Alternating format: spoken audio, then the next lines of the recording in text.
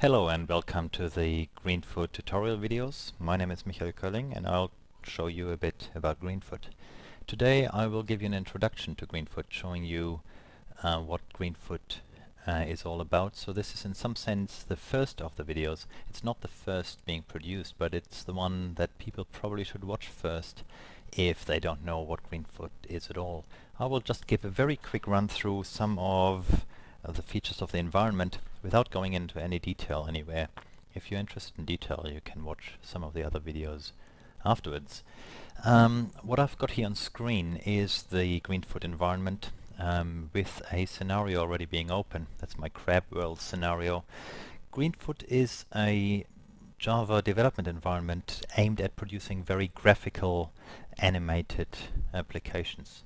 So here is my world in the middle of the screen. On the right here is a diagram showing the classes involved in this, and so I've got here a crab class. They have already been compiled, so they are existing classes. When I have a class in Greenfoot, I can right click on it and I get a menu, and the first entry in the menu shows me the constructor for that class, and I can select this and interactively now create an object of that class. If I do this, I get an image representing this object and I can place it somewhere in the world. Now that my object is here in the world, I can click the run button and nothing happens. The reason nothing happens becomes clear when we open the editor for this class. If I open the editor for the crab class, we see that we have here a method called act, but the method is in fact empty. The act method is how you make the objects in Greenfoot Act. So if I write something here, if I write move into this method and then I compile this and I place a crab again and then I click the act button, the crab, now watch the crab closely, moves over a bit to the side. Clicking this act button executes the act method that I've just written here, and the run button just is a loop around act. So if I click this, it just calls act and act over and over again, and the crab runs over the screen, and I can drag it back here and it keeps running. I can also create more than one object, so I can put a second crab in there. In fact, there's a shortcut for creating object. Shift clicking just creates objects of the class that is selected over on the right here. Now it just gets stuck here at the end. We can then extend this, of course. I can just say edit turn, say 12 degrees. I compile this again, create another crab object, and now it moves and turns at the same time. I can also add keyboard input, so I can ask the Greenfoot environment whether a key is being pressed. Every key has a name.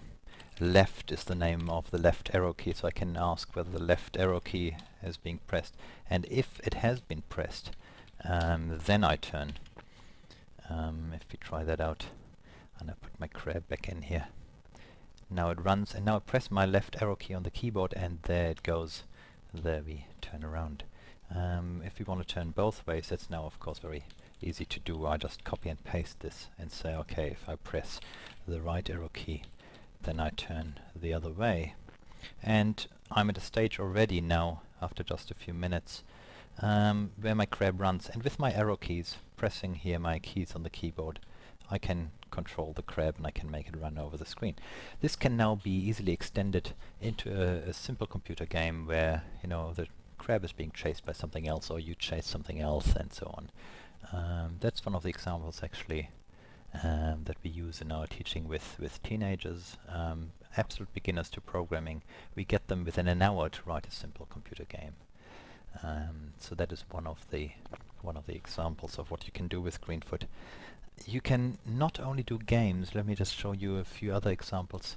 One of the other sort of applications that Greenfoot is really very nicely suited for are simulations. What I've got here is an ant simulation. I've got two anthills here, and the ants are coming out, and there are food sources here, and the behavior of the ants is programmed very, very simply here. What they do is they run around randomly until they find a food source, and when they find some food, they run back to the anthill and they leave drops of pheromones. That's these white clouds you see here. And so here, this ant has found something. If other ants smell the pheromones, they follow the trail and then if you get enough of them doing, you get a stable trail forming, and so that is emergent behavior that you can see that comes out of just the group of ants. There's no single instruction in the code somewhere that is about this path forming that emerges from the sum of the ant behavior. So that's a fairly interesting example. It's just to show you that it's not only computer games that we're getting at, but anything that uses a two-dimensional graphical output for the application is very nicely and easily doable in Greenfoot. Another one